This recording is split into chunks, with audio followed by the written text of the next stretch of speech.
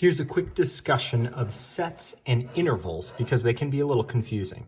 So on the number line, let's imagine that we're talking about how many room keys could you have at a hotel? Well, I mean, you could have one room key or two room keys. It doesn't really make sense to have 1.5 room keys, right?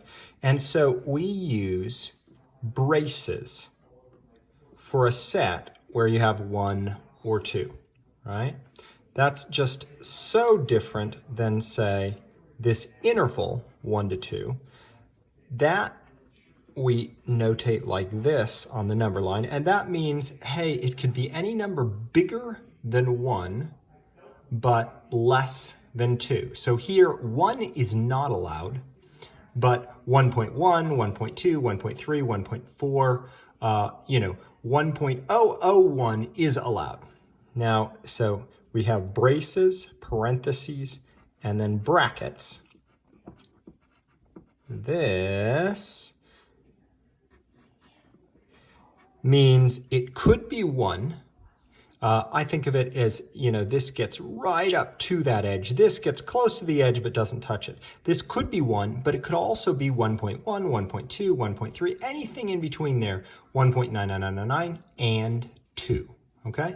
Now, you can include whatever you want in a set. So for instance, I could say everything bigger than -1 up to 2 and including 2. Okay?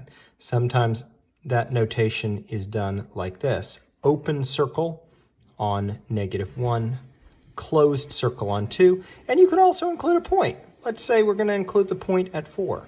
So what we would do for that notation is we would say -1 up to 2, and then we would include, some people use a comma, some people use a union sign, and we use this point as a brace, right? Because I'm including that. Now, this notation is really important for ranges and domains. So if you have a table like this, well, the domain, right, is just the set of possible inputs. I don't know what to do with 1.1 as an input. I just have the numbers 1, 3, and 6 as my input. So my domain sort of is forced to use this brace notation. What about my range? Well, -2 and 8 are the only outputs. I wouldn't repeat 8, even though 2 of the inputs have 8. Over here, I've taken a square root function, and I've sort of flipped it. So what's the domain? Well, the domain is the list of possible inputs. I could input 0, I could input anything bigger than 0, all the way up to infinity, but it doesn't make any sense to input infinity. So I could get close to it, but I couldn't quite get there. What about the range? Well, ranges, if you're using interval notation, you always have to go smallest to biggest. So the top of this is 3, right? So I'm going to put in a 3 there.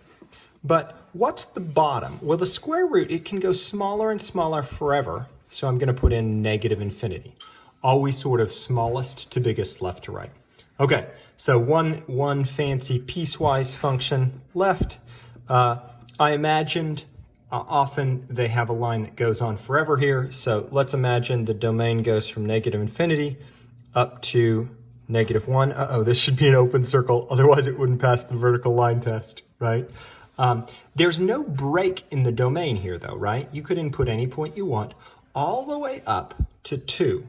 So what I'll do is I'll put a 2, I'll put an open parentheses there, union, closed bracket, 3 to 5.